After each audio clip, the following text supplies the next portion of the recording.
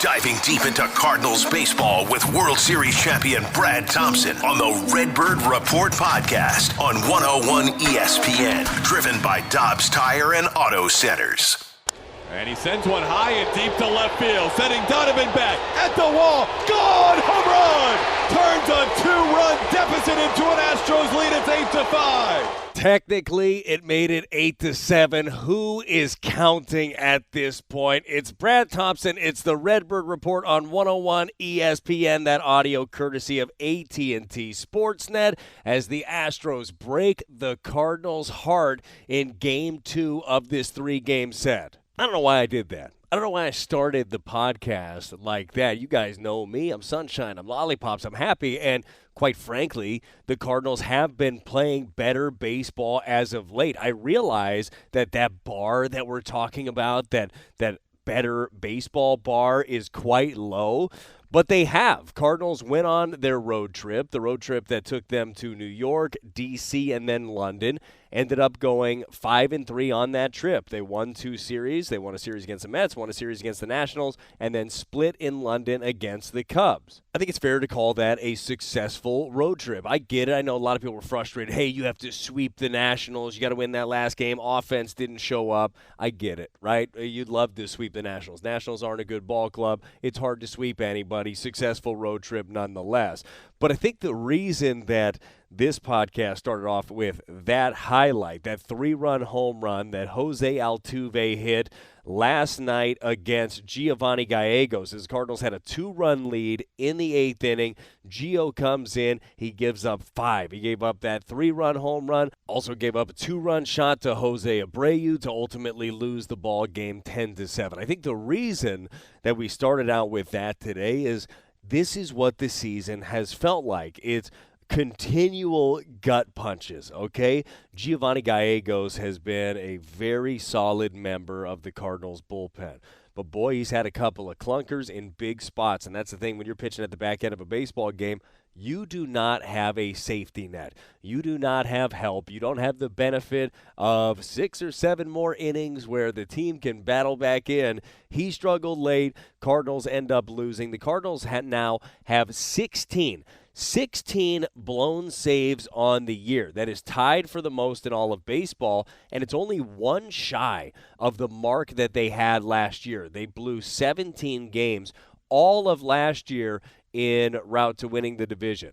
That is a problem. Like, that cannot happen. The Cardinals right now are not playing good enough baseball to be able to overcome stuff like that. You have a lead. You got to be able to lock it down. Ryan Helsley is still on the IL. All the reports are saying it's probably going to be a few more weeks with him. He's going to have to build back up. He's going to have to do some sort of a rehab, so it's going to be a minute before you get that arm back. But even without him, I mean, there are enough arms in this pen to be able to lock down some ball games, and the pen, honestly, has not been the weakest part of this team. We've talked about this ball club a lot. We've talked about the starting pitching, the struggles with runners in scoring position, but darn it, wouldn't it be nice if something would go right on a given evening? It did not go right for the Cardinals yesterday. But had I told you coming into maybe right before the road trip that they would win the road trip and they'd split the first couple with the Astros and have an opportunity today to win a series against the defending World Series champions, I think that you would take it. But it's just the manner in which things continue to happen that are frustrating for Cardinal fans and certainly for Cardinal players. Giovanni Gallegos talked about it after the game yesterday as he was sitting there with the assembled media. He said, look, I'm going to lose sleep. I'm going to lose sleep over this. It's one of those things where my job is to get the job done. He didn't get the job done, but he also realizes he's got to be ready to get the job done today if he is called upon. It is a difficult gig at the back end of the pen. That's why a lot of these guys, and Giovanni Gallegos is one of them who signed a multi-year deal, get compensated handsomely. Like, that is the job back there in the pen. But no need to do that, okay? No need to go back and look at that part of the game. I don't know why I did that. I apologize. I don't mean to bring up any bad memories from maybe last night or whenever you're listening to this podcast a couple of days ago. Didn't mean to do that because you know what? It didn't start out that bad. Scratch that. Actually, it did start out pretty bad. I mean, it was an Altuve double, Bregman walk, Kyle Tucker hit a double. That scored a guy. Jose Abreu had a sac fly. That scored a guy. Jeremy Pena, he had an RBI single. Look, it was 3-0 before the Cardinals got a chance to hit. Okay, it did start out that bad, but here's what I meant. It got better. Swing, drive, hammer toward left. Get up, baby. It's gone, and we're tied 3-3. That the voice of Chip Carey on Bally Sports Midwest as Nolan Arenado hit his 16th home run of the year, a 3-run shot in the bottom of the first inning to tie things up against Christian Javier. By the way, did he throw a get up baby in there? Did he go Mike Shannon on us? Get up, baby! He sure did. He absolutely did, and I like it. I like it a lot. I like what Nolan Arenado did. I also like in that inning that they added another one. Alec Burleson, he doubled to bring in Nolan Gorman. All of a sudden, the Cardinals got punched in the mouth, and they punched right back, had a 4-3 lead early against the Astros. That's good news, isn't it? Oh, and then they added on. Rifle toward left. Goldie's got another homer against the righty. 443 happy feet. That shot right there, the 14th of the year from Paul Goldschmidt, made it 5-3 in the second inning. The Cardinals added a run in the fourth on a Paul Goldschmidt RBI single. Also added another one in the sixth. It was a Brendan Donovan solo home run, and all of a sudden you're thinking to yourself, okay, we're good to go. Got to seal this bad boy up. You got the back end of the pen ready. Stratton gave you a shutdown seventh inning. By the way, Chris looked really good. And then eighth inning, you think you hand it over to Gio. You hand it over to Hicks at the end of the game. Bingo, bango, bongo. You're good to go. Well, it didn't get there. Okay, we all know it didn't get there. The only bingo, bango, bongo was the bats of the Astros off of Giovanni Gallegos, as again he surrendered a 5 spot in the inning, and that was a swift kick. There used to be an old adage in the game of baseball, and the game has evolved, and I don't want this to sound like a get off my lawn or back in my day, but there was an old adage late in ball games, and specifically like this would be like a closer thing, but it's a late in game thing of never get beat to the pull side. Like, don't get beat inside late on a game. And that's exactly what happened with Jose Altuve. They tried to go inside to Altuve, and it was 95, and it was in. It was thigh high, though, and he hit a freaking rocket to give the Astros the lead. Now, this has happened in the past. He gave up another home run, too, and it wasn't inside. It was away, actually, Abreu on a crippled slider. This thing just hung up there. It wasn't sharp. It's going to happen every once in a while to the best of the relievers.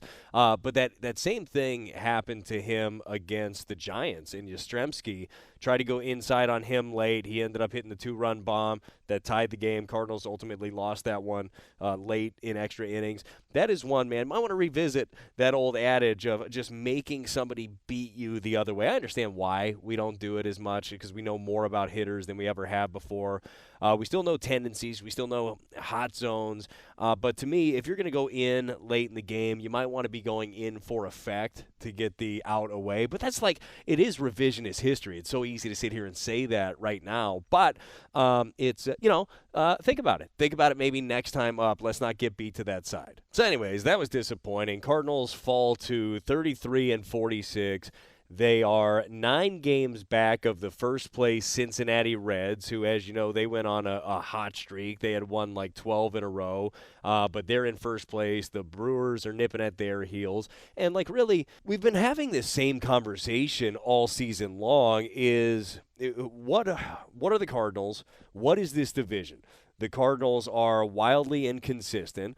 I think it's safe to say they have underperformed, and it's also safe to say that they are missing some key pieces to actually make them a very competitive ball club. But you're also still in a very, very winnable division, and that's what makes the next 5 weeks so interesting. And I pick 5 weeks because, that's about what it is until the trade deadline, July 31st.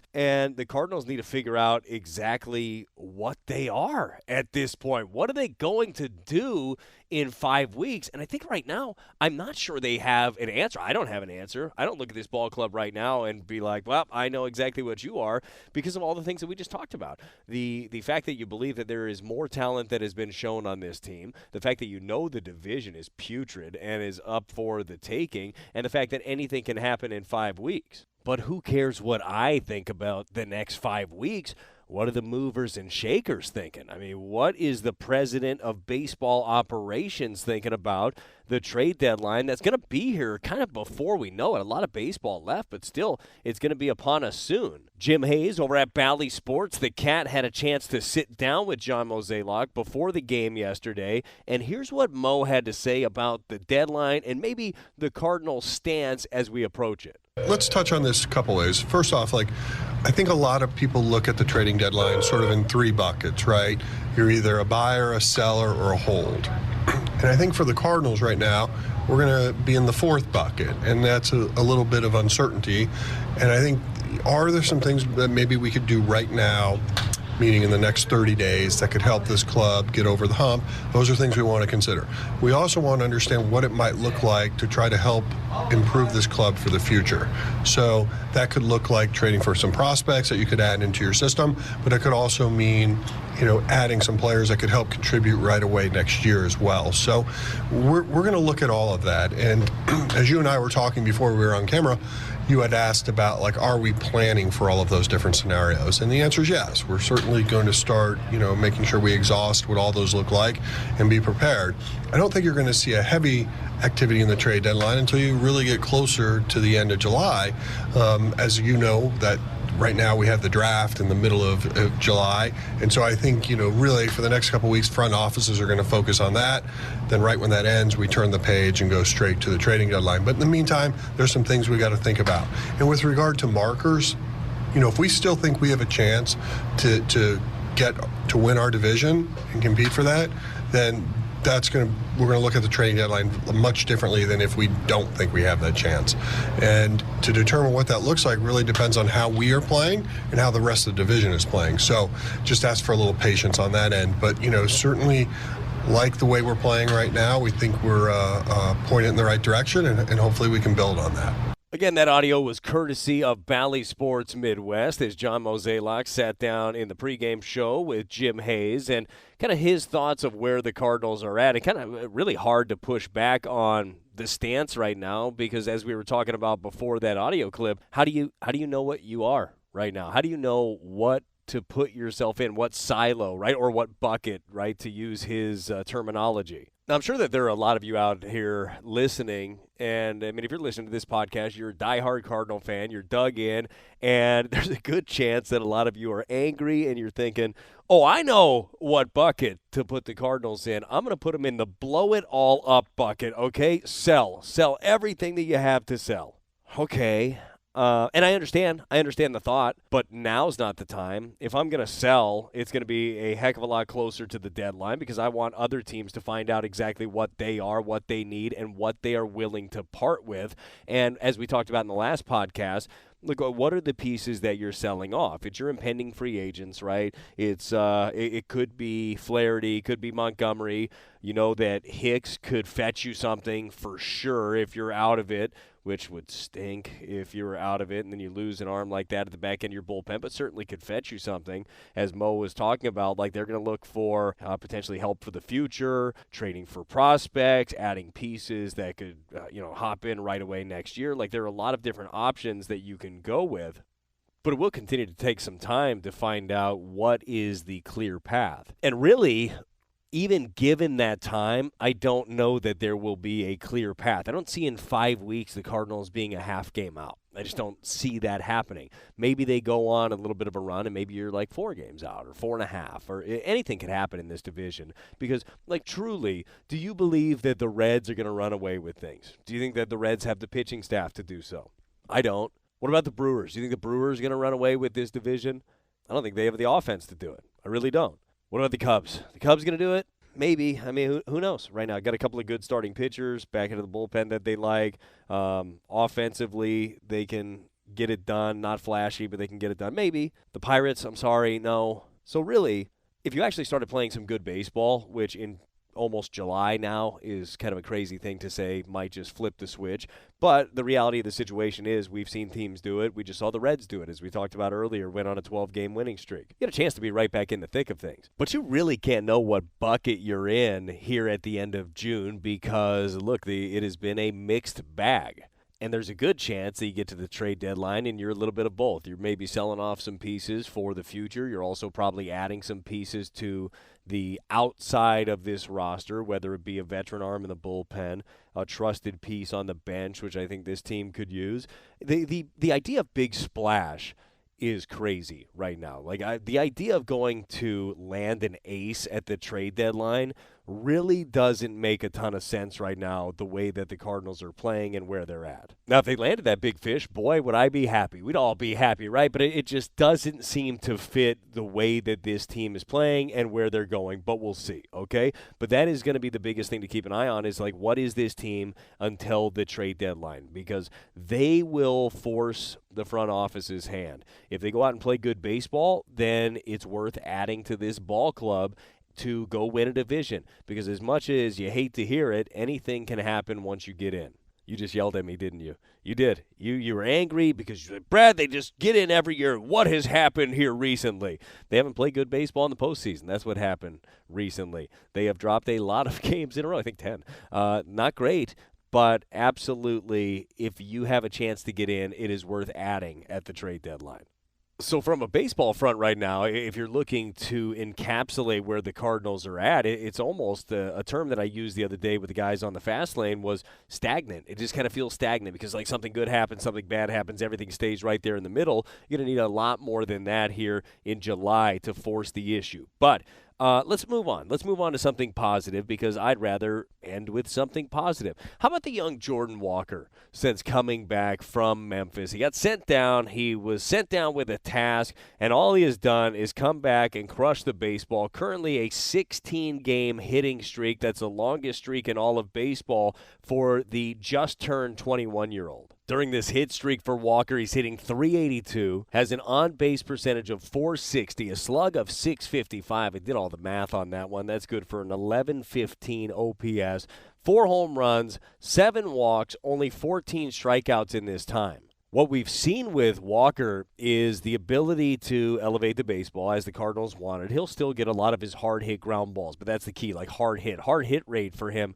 has jumped up about 15%. He was already hitting the ball pretty hard his first time around after he made the club out of spring training. But he's been far more selective. The chase rate has gone down a ton. He is realizing what pitchers are trying to do to him. He's showing the ability to go the other way also and do so with authority, and that's next level. It appears from the outside looking in that things are slowing down a little bit for Jordan Walker. But what does it feel like right now for him? Does he feel like things are getting a little bit easier? I wouldn't say anything's easier. Now, I would just say, I guess I was just really overexcited when I first got here, but now I'm kind of settling into how things work around here, man. My teammates, kind of are teaching me the things, how to settle my mind, how to relax out there. I think that's really the difference. Jordan Walker there, audio courtesy of Bally Sports Midwest, and overexcited. Why would you be overexcited? You're 20 years old. You make the big league club out of spring, No,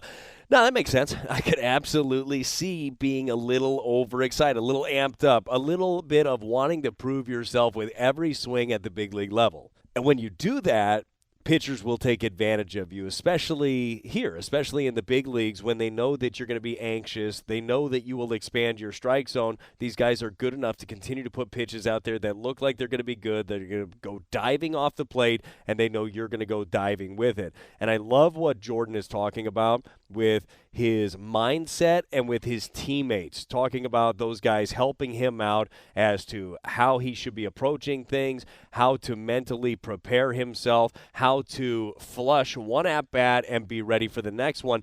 That is learning. That is next level. That is what being a big league hitter is all about. And he's getting this lesson at 21 years old. So that's exciting. It's exciting to see him do that, to learn at this level. We've seen his role shift a little bit. We've seen him take more at-bats in the DH spot, but he'll be out in the outfield. It's going to be very important for him to learn that. But right now, his bat being in the lineup is one of the most important things for the Cardinals. So as we wrap things up here, the Cardinals have an opportunity, as I'm doing this podcast, day of Game 3. It's Thursday against the Astros. Adam Wainwright is on the mound. He'll be looking to bounce back from a very bad performance last time out in London, and Adam was incredibly honest, put it all on himself, just had a bad day. Ian Happ ended up getting him twice. Ian Happ is his kryptonite boy.